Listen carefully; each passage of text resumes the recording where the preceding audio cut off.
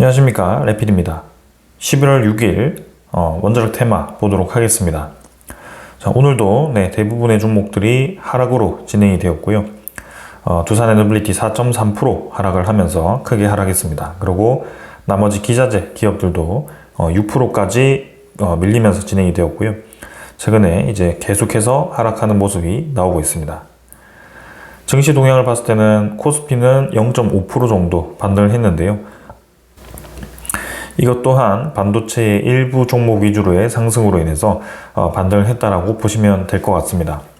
그래서 외국인 투자자는 실제로 1조 6천억을 또 코스피에서 이탈을 했고요. 기관 투자자는 8,700억을 매수하면서 상반된 모습을 보였습니다.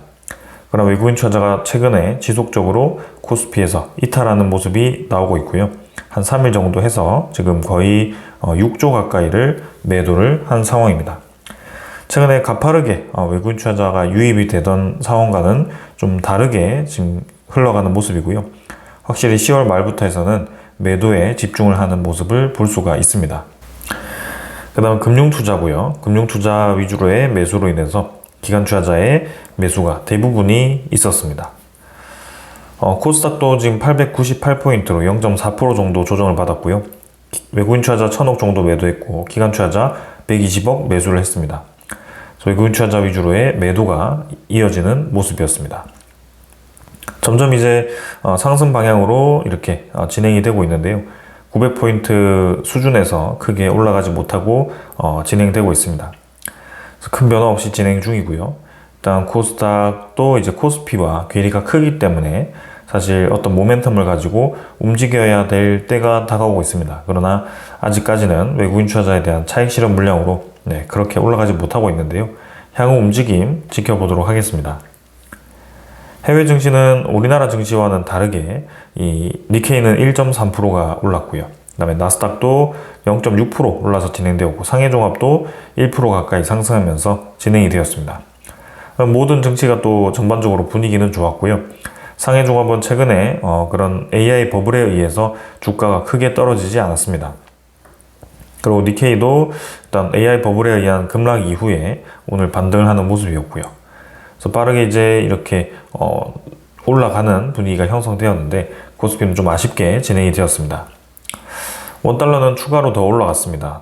0.5% 정도 추가로 반등을 했고 1447원까지 원달러가 높아지고 있습니다. 또 점점 이제 이 달러에 대한 강세 압박이 나타나고 있는 상황인데요. 일단 가파르게 올라가지는 않지만 서서히 이 환율에 대한 상승이 또 압박으로 다가오고 있습니다. 이제 한 50원 정도 더 올라가면 거의 사상 최고치 1,500원까지도 이렇게 뚫고 나갈 수 있는 그런 상황이고요. 원달러에 대한 움직임 주시를 해봐야 될 것 같습니다. 1,500원이 사상 최고치는 아니네요. 이전에 금융위기 때 한번 크게 올랐던 적도 있고요. 그래서 일단 잠깐 올라갔다 내려온 것과 지금은 아예 그냥 펀더멘털이 완전히 1,400원으로 자리 잡은 것은 조금 차이가 있을 수 있겠습니다. 자, 이렇게 이제 진행이 되고 있고요. 증시 입장에서는 좀 중요한 움직임들은 아무래도 미국에 대한 상황인 것 같습니다. 점점 이제 셧다운이 길어집니다. 36일째로 들어갔고요. 한 달 이상 지연이 되고 있습니다. 항공편이 이제 감축되고 실제로 손실 자체도 19조 원에 달할 만큼 점점 이제 미국 경제에 피해가 가고 있는 상황입니다. 그래서 이런 상황들이 지금 계속 이 불확실성으로 커지고 있는 상황이고요. 이대로 계속 이렇게 되면 GDP가 1% 이상 손해가 발생할 수 있다고 보고 있습니다. 그래서 트럼프 대통령을 계속 압박하는 민주당과 트럼프 대통령도 이제 필리버스터를 없애야 된다 이런 얘기를 하면서 극단적으로 나가고 있는 상황이고요. 단기간에 이게 해결되지 않는다면 상당히 좀 이 불확실성으로 계속 크게 다가올 수 있습니다. 셧다운 자체가 이렇게 GDP를 깎게 된다면 여기는 향후 트럼프 대통령이 추진하고 있던 정책들도 조금의 동력을 잃을 수가 있습니다. 이러한 이제 상황들이 AI에 대한 버블로서 연결이 되고 있는데요. 과연 이제 이게 어떻게 해결될지 아무래도 서로의 이제 견제를 하는 그런 상황, 서로의 이득을 위해서 극단적인 상황을 가는 게 미국과 중국의 신경전과 유사해 보입니다. 근데 결론적으로 그 신경전 끝에는 화해를 하고 이제 합의를 하고 이런 과정이 있더라. 그래서 지금의 이런 불확실성이 분명히 해결될 거기 때문에 우리는 크게 흔들릴 필요는 없습니다.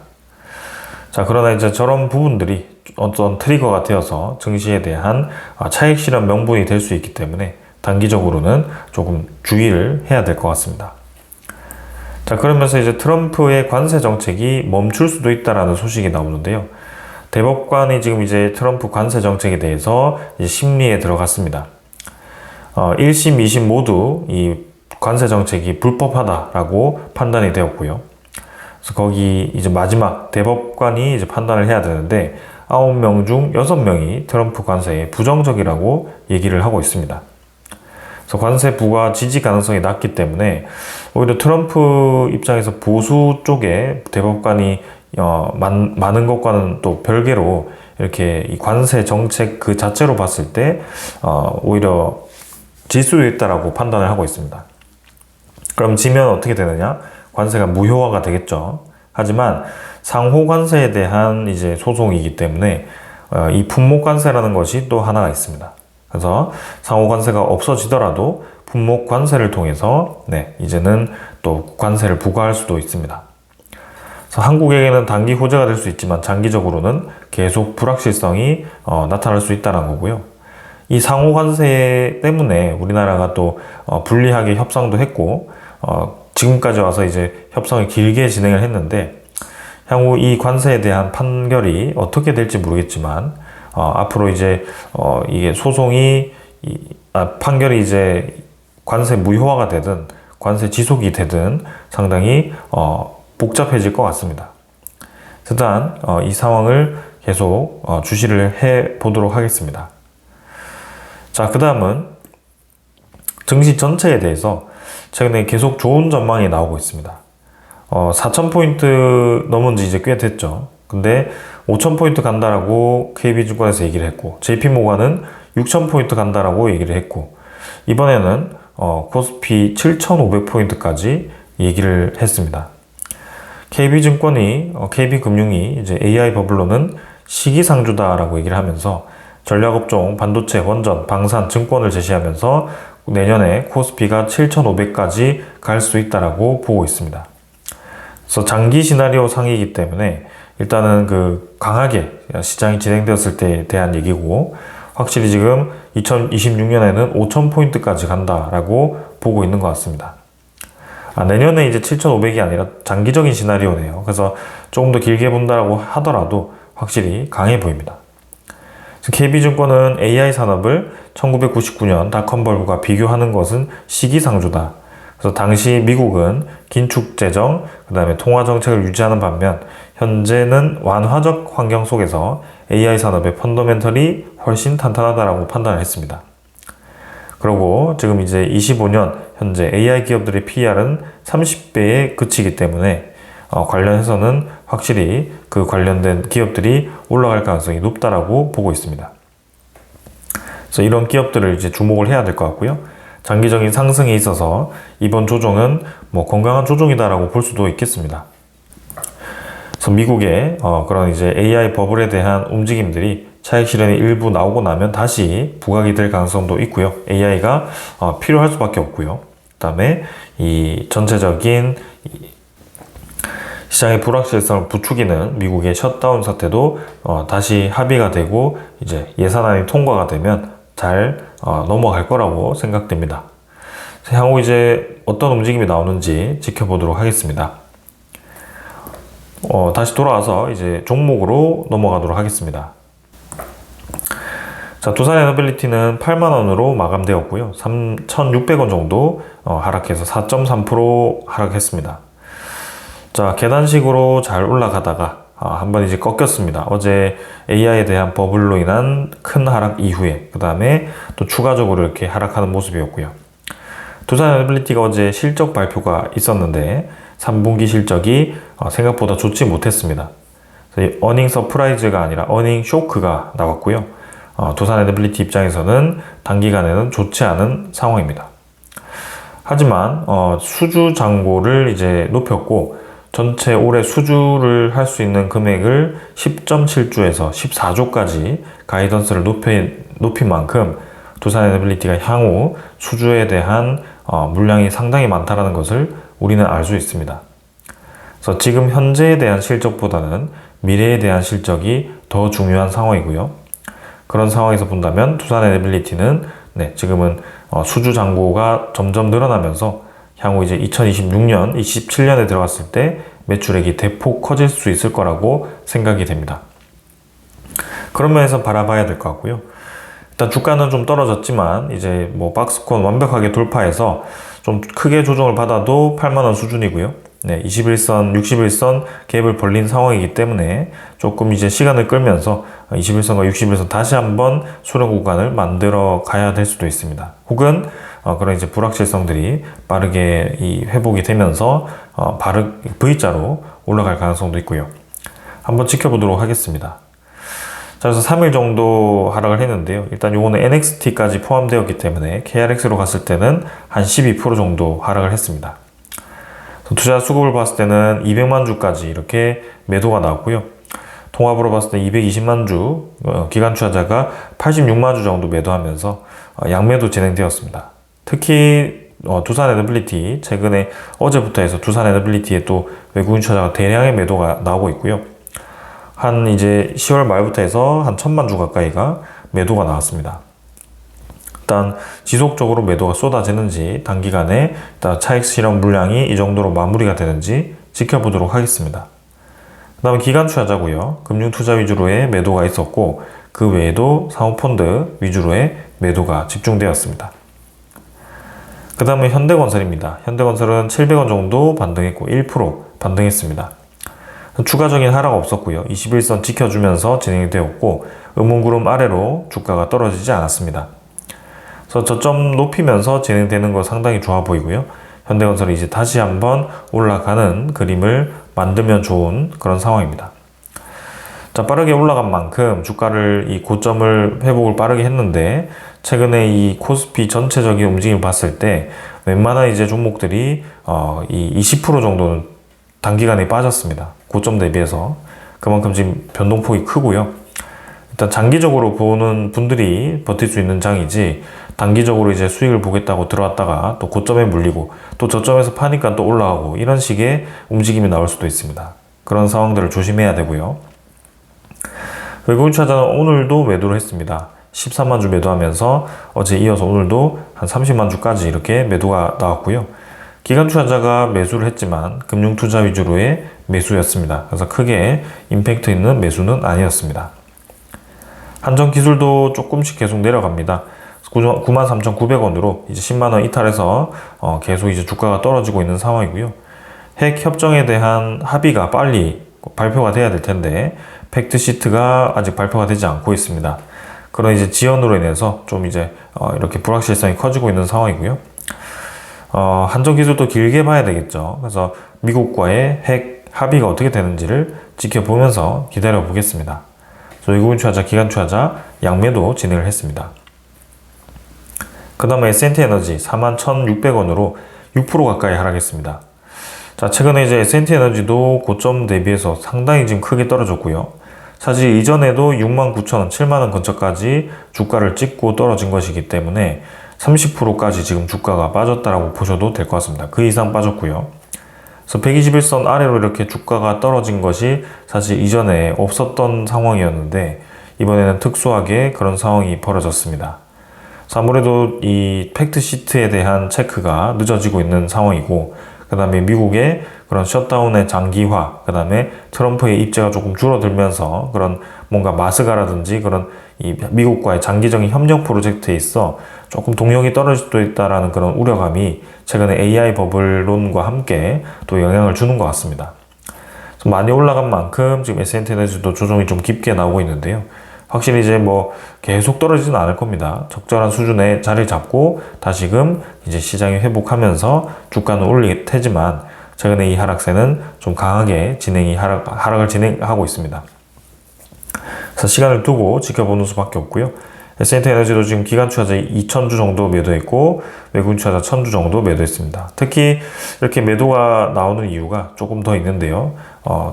조금 이따 보겠습니다. BHI도 지금 6.4%까지 빠졌고 2,900원 하락했습니다. 그래서 42,300원으로 마무리되었고요. BHI도 실적, 그 다음에 수주 소식과 함께 62,000원까지 단기간에 주가가 급등을 했었는데요. 지금 굉장히 크게 떨어졌습니다. 6만원에서부터 42,000원까지.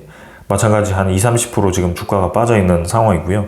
BHI도 121선 아래로 기어이 주가를 빼고 있습니다. 그래서 이렇게 고를 파고 이제 반등을 준비를 할 건데, 상당히 지금 매도세가 만만치 않습니다.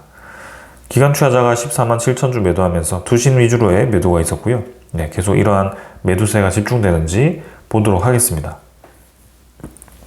그 다음 성황밴드도 지금 3.6% 정도 하락을 했고요.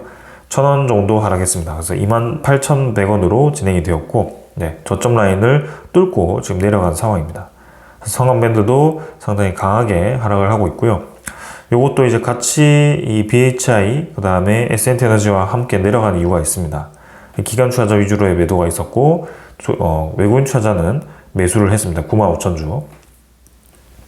그 다음 태웅이고요. 태웅은 뭐 저점을 잡지를 못하고 있죠. 매일매일 주가가 떨어지고 있습니다. 그래서 26,250원으로 또 600원 정도 하락해서 2% 하락을 했고요. 계속 주가가 떨어집니다. 네, 120에서까지 지금 이탈을 한 상황이고요. 투자자 수급도 외국인 투자자가 조금 매수했지만 사실 기관 투자자가 큰 매수 없이 진행하고 있고요. 금융 투자 위주로의 매수가 이어지고 있는데 향후 움직임을 지켜보도록 하겠습니다. 우진도 지금 3% 정도 하락했고요. 마찬가지입니다. 고점 대비해서 꽤 주가가 크게 떨어졌고요. 13,800원으로 진행되었습니다. 투자 수급은 13만 주 정도 외국인 투자자가 매수를 했고요. 큰 변화는 없었습니다. 보선 파워텍도 지금 8% 기어이 뺐죠. 그래서 계단식의 상승에서 주가가 이렇게 떨어졌고요. 오히려 주가가 많이 올라온 상황에서 이제 이러한 이 하락에 대한 모멘텀이 지속된다면 추가적인 하락이 나올 수 있다고 말씀을 드렸는데요. 지금 그런 상황이 벌어진 것 같습니다. 그래서 받쳐주는 수급이 없이 차익 실현이 쏟아진다면 보성 파워텍도 단기적으로는 조정이 크게 나올 수 있다. 외국인 투자자가 11만 주 정도 매도를 했고요. 기관 투자자도 매도를 좀 했습니다. 우리 기술도 사실 비슷하죠. 쌍봉 근처에서 계속 최근에 이 주가에 대한 움직임이 좋지 않습니다. 분위기가. 5% 가까이 지금 주가가 빠졌고요.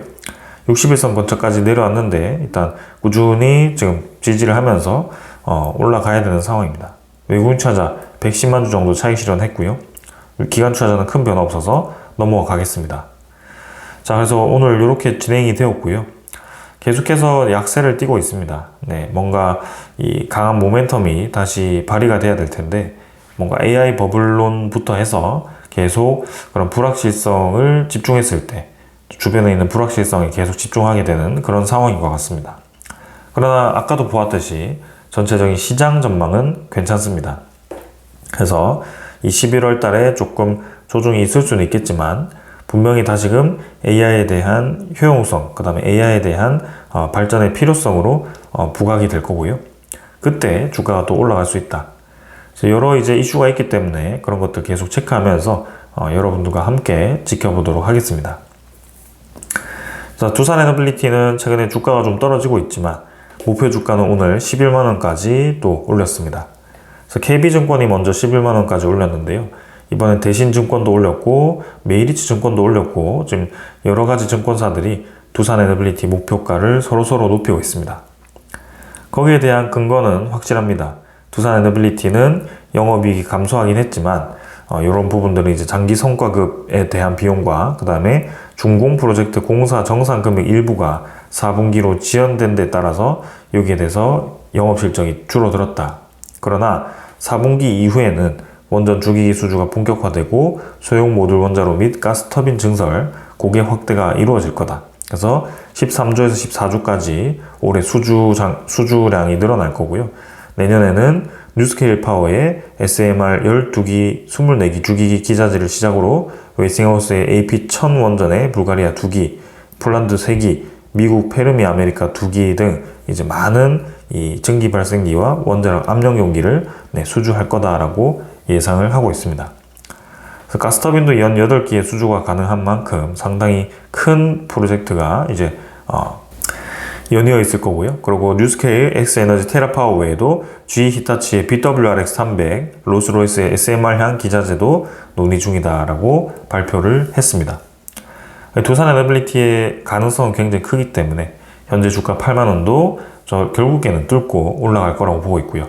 10만원 이상은 충분해 보입니다.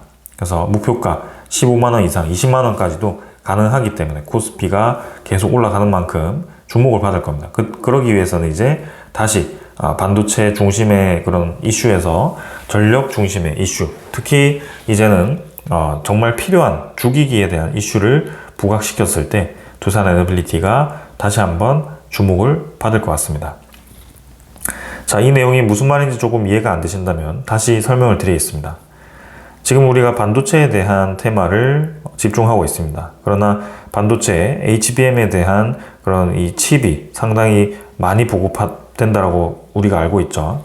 그래서 그게 보급되는 게 어디에 되죠? 블랙웰과 같은 그런 엔비디아 쪽에 혹은 뭐 엔비디아 말고도 다른 이 기업들에게 공급이 되겠죠. 그럼 그걸로 뭘 하나요? AI를 이제 학습시키기 위한 그런 GPU라든지 혹은 뭐 AI에 특화된 새로운 이제 그런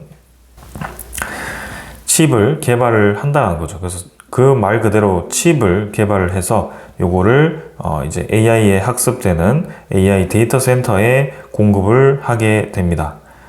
이 AI 데이터 센터 이제 건설하는 기업들과 건설 공급 계약을 하게 될 거고요. 많은 칩들을 이제 달겠죠. 그럼 이 AI 데이터 센터가 들어가면서 이제 이 별명이 뭐죠? 전기 먹는 하마죠. 그래서 전기 먹는 하마에 많은 전력을 공급할 수 있는 주변 인프라가 필요합니다.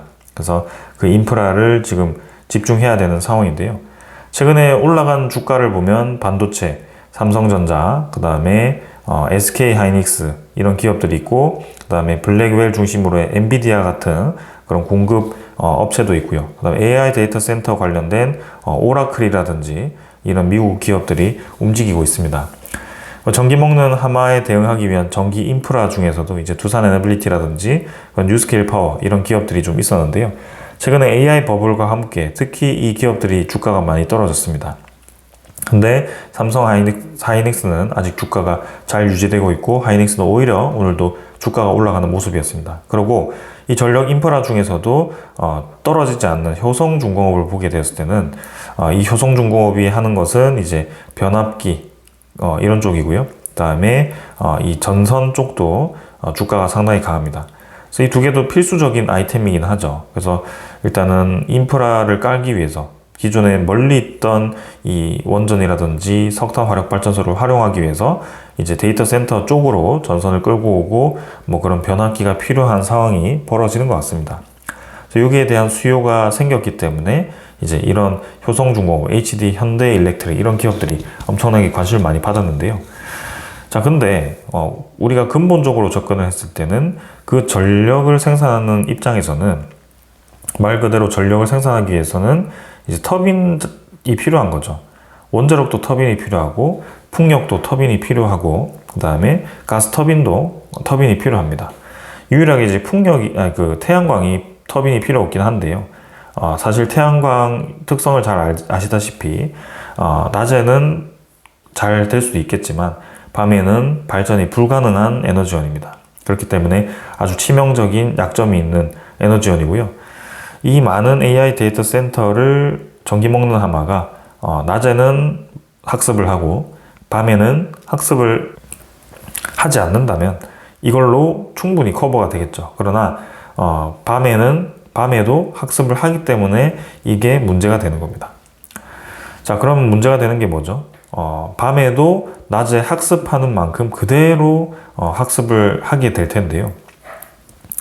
자, 그러면 시간대별로 에너지를 봤을 때 여기가 낮이고 여기가 밤입니다. 그러면 낮밤을 봤을 때 태양광 같은 경우는 낮에 이제 서서히 이제 효율이 높아지다가 또 점점 유지하다가 최고를 유지하다가 밤 되기 전부터 효율이 떨어지면서 이제 0으로 들어가겠죠. 밤에는 아예 이렇게 될 겁니다. 근데 AI 데이터 센터가 소모하는 전력이 이렇게 일정하다고 봤을 때, 그럼 낮에는 이렇게 돼서 이 다른 기저 에너지원으로 낮에는 이만큼 채우면 되는데 밤에는 갑자기 이런 공백이 생기는 겁니다. 그래서 낮에 기저 에너지원을 사용하는 만큼 사용해 버리면 이만큼이 지금 없어지는 거죠. 그럼 요거를 다른 데서 끌어와야 되는데 그게 상당히 이제 의문이라는 점입니다. 그럼 태양광에 대한 비율이 높아지면 높아질수록 이런 부분이 이제 굉장히 복잡해지는 상황인데요. 그래서 마이크로 그리드라는 것을 활용해서 이제 각 필요할 때 집중시켰다가 또 필요 없을 때는 뺐다가 이런 식의 운용을 하겠다라고 발표를 또 하는 겁니다. 결론은 뭐냐? 기저 에너지원이 필요할 수밖에 없고 그 기저 에너지원의 중요성이 높아지면서 지금 미국의 에너지 비상사태의 핵심은 SMR, 원전, 그 다음에 가스 쪽이었습니다. 그래서 이 세 개가 있는 한 이제는 이 세 개에 대한 주기기가 생산되지 않으면 아까 연결했던 모든 것의 근본인 전력이 생산될 수가 없습니다. 이 주기기를 누군가 공급을 해야 됩니다. 근데 가스터빈 이미 이 다른 경쟁사들은 미쯔비시라든지 GE 일렉트릭이라든지 이런 쪽은 가스터빈이 2, 3년치의 일감이 꽉 차 있는 상황이고 그 공백이 필요한 이 상황에서 이제 두산 에너빌리티가 점 찍어진 거고요. SMR과 원전도 마찬가지입니다. 아까 보셨죠? 대신증권에서도 뉴스케일 파워 22기를 먼저 두산 에너빌리티가 받을 거라고 했는데요. 지금 두산 에너빌리티가 SMR을 생산할 수 있는 공장이 그렇게 많지 않습니다. 두빌이 지금 글로벌 SMR 정조준을 했는데 내년 1분기에 20기 전용 공장을 착공을 하게 된다. 그래서 이제 착공을 하기 때문에 28년 1분기에 준공 목표, 그래서 완공 시에는 연간 20기의 규모의 SMR을 생산할 수 있다고 하는데 사실 지금부터 해서 이제 3년 뒤에 2년 반 뒤에 이제 건설이 완료가 될 것으로 보고 있습니다. 그래서 SMR이 한 기당 1,000억 원인 것을 봤을 때 연간 매출을 2조 원 가까이 확보를 할 수 있다고 하는데요. 근데 그러면 27년에 지금 수주를 미리 받고 28년부터 생산한다 이렇게 보셔도 될 것 같습니다. 그래서 뉴스케일 파워와 이 엑스에너지에 SMR에 집중을 하고 지금 현재 최대 24기의 SMR 발주를 검토 중이다라고는 하죠. 그래서 두산 에너빌리티 입장에서도 빠르게 지금 공장을 지어야 되는 상황이고요. 20개도 모자랄 수 있다라고 제가 말씀을 드렸죠. 아마존과 협력 중인 엑스에너지도 조만간 12기의 SMR을 발주할 거고 벌써 지금 24기, 12기 하면 36기가 발주가 됩니다. 두산 에너빌리티 공장 짓자마자 풀로 가동해야 되는 상황이고 풀로 가동해도 2년은 지금 일감을 거의 꽉 찼다라고 보시면 될 것 같고 뉴스케일 파워 24기에서 끝난 게 아니죠. 24기씩 2번 더 나올 겁니다. 그리고 엑스에너지도 마찬가지고요. 그 외에 다른 GE, 히타치, 롤스로이스 이런 SMR도 상당히 공급이 많이 필요한 기업들입니다. 자, 그럼 이거 다 누가 할 거냐? 이게 이제 중요하고요. 두산 에너빌리티 외에 이러한 역할을 할 수 있는 기업이 전 세계에 몇 없다라는 것이 상당히 중요합니다. 저렇게 두산 에너빌리티처럼 공장을 지금 착공에 들어가서 28년에 공장이 완공되면 되겠지만 그게 상당히 어렵다는 거죠. 상당히 큰 돈이 필요하고 그런 이제 프레스 기계도 사야 되고 그런 것들을 사서 안정화시키는데도 빠르게 노하우가 필요할 거고 생산 역량이 많아서 품질에 대한 인증도 있어야 되고요. 그게 하루아침에 시도해서 될 게 아니죠. 진입장벽이 높기 때문에 이러한 부분들이 향후 이제 쇼티지로 연결되었을 때 두산 에너빌리티를 비롯한 이 대형 철강 기업들, 대형 단조 기업들이 주목을 받을 수밖에 없는 상황으로 가고 있습니다. 상당히 중요한 얘기인 것 같습니다. 그럼 미국도 뉴욕주와 일리노이주로 이렇게 신규 원전 추진을 하고 있고요. 뉴욕주도 대형 원전 공고를 냈고 일리노이주도 원전 건설의 유예 기간을 해지를 했습니다. 이제 본격적으로 이제 미국 내에서 대형 원전에 대한 건설과 SMR에 대한 건설이 추진이 되고 있고요. 뉴욕 주지사도 이제 1기가트 규모의 신규 원전을 북부 지역에 건설할 것을 지시를 했고 이제 100만 가구에 전력을 공급할 수 있는 수준이다. 뉴욕조차도 이렇게 원전 건설을 검토하는 판국에 우리나라도 이제 그 관련된 움직임이 좀 나와야 되지 않을까 싶습니다. 언제까지 이제 그런 부분에 대해서 소극적으로 대처할 수는 없는 상황이고요. 현재 이 움직임들이 전 세계에 대한 방향이 우연이 아니다라는 것을 이해를 해야 됩니다. 그래서 우리나라는 지금 오히려 온실가스에 대한 감축의 목표를 높인 상황인데요. 50에서 60%까지 지금 감축을 하겠다라고 더 강하게 지금 타이트하게 기후 에너지부가 발표를 했습니다. 근데 이게 이제 전기차, 수소차 보급 확대를 통해서 감축안을 한다라고 하는데 상당히 의아합니다. 자동차도 이제 원유로 활용되던 자동차들이 원유라는 것은 이제 전기가 아니죠. 그냥 가스를 생성해서 이렇게 동력을 활용해서 움직이는 건데요. 이거를 다 전기로 교체했을 때는 이제 전기 에너지가 부족하게 될 겁니다. 이런 것들이 필요할 거고요. 기존 석탄 에너지도 줄이게 되면 당연히 공백 생길 수밖에 없고요. 그 다음에 지금 원전 에너지 계속 수명 연장이 지연되고 있죠. 그러면서도 원전 해체에 대해서는 또 빠르게 추진하고 있습니다. 원전 해체도 사실 안정성 측면에서는 엄청나게 고려가 많이 돼야 될 텐데요. 수명 연장보다도 더 지금 디디게, 더 빠르게 지금 진행이 되어 버렸습니다. 오히려 해체를 하는 과정에서 핵이 드러나는 그런 상황임에도 불구하고 상당히 지금 이 추진이 빠르게 되고 있는데요. 그런 부분들이 좀 모순적이다. 그래서 원전 에너지에 대한 이 비중도 결국에는 신규 원전 2개 짓는다 하더라도 그렇게 이제 향후 10개가 차질이 생기게 되었을 때는 점점 비중이 줄어들 겁니다. 전체적인 우리나라의 에너지에 대한 용량이 1000기가와트라고 했을 때 이제 2035년으로 갔을 때 기하급수적으로 늘려서 2000기가와트로 늘렸다고 합시다. 원전 지금 100기가와트 유지한다라고 하더라도 사실 이때 100기가와트와 이때 100기가와트는 완전히 다르죠. 자연스럽게 비중이 떨어진다라고 보시면 됩니다. 기저에너지원이 비율이 떨어진다는 거죠. 그래서 석탄 에너지도 줄고 원전 에너지도 줄게 되면 무탄소 에너지 중에서의 기저에너지원이 줄어들 수밖에 없고요. 재생에너지에 대한 비용이 단기적으로 용금 인상에 대한 요인이 된다라고 한전 사장이 직접 언급을 했습니다.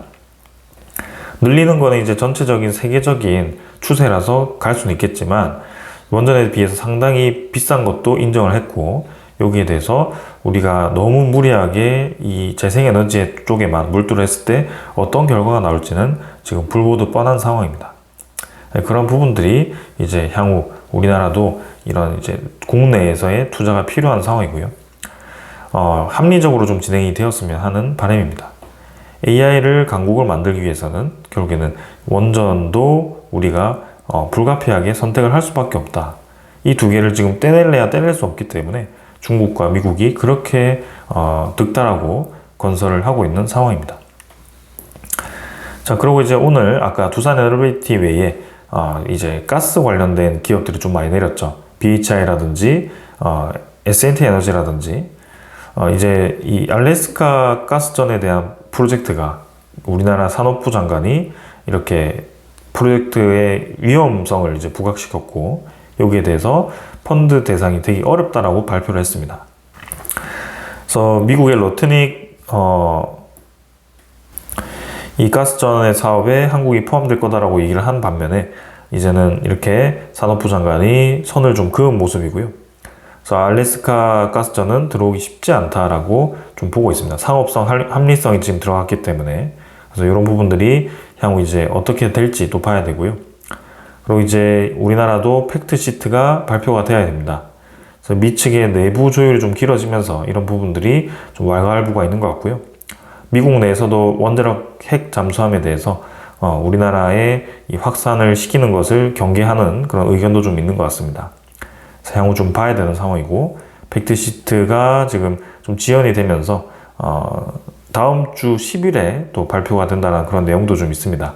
그래서 조금 더 봐야 될 것 같고 그래서 어떤 결과가 나올지가 상당히 중요해 보입니다. 아무래도 미국이 현재 초점을 맞추고 있는 것은 조선업과 원전 산업이기 때문에 그쪽에 초점이 맞춰진 발표가 났을 때는 당연히 이 기업들이 움직일 수밖에 없고요. 네, 주목해 보도록 하겠습니다.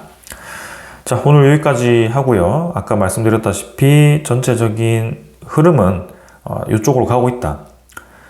반도체 아무리 공급하고 아무리 시장에 깔더라도 근본적으로는 여기에 접근될 수밖에 없다. 전선 변압기 아무리 깔아도 이제는 전력을 생산할 수 있는 터빈 생산 업체들이 주목을 받을 거다. 그리고 EPC 건설 업체들이 주목을 받을 거다. 그거 건설하지 못하면 다 버블이죠. 왜냐하면 전력을 공급 못하는데 어떻게 학습을 시키고 데이터 센터를 돌리고 반도체를 심을 겁니까? 그러니까 전력조차가 먼저 공급이 여유가 있어야 그게 실현이 되는 겁니다. 그래서 이제 초점이 이쪽으로 맞춰질 거고요. 이제 두산 에너빌리티도 캐파가 모자랄 수도 있습니다. 곧. 그러면 그 아래에 있는 그 역할을 할 수 있는 기업들이 주목을 받기 시작할 겁니다. 그래서 그런 부분들도 같이 고려를 하면 좋겠습니다. 저는 여기까지 하겠습니다. 감사합니다.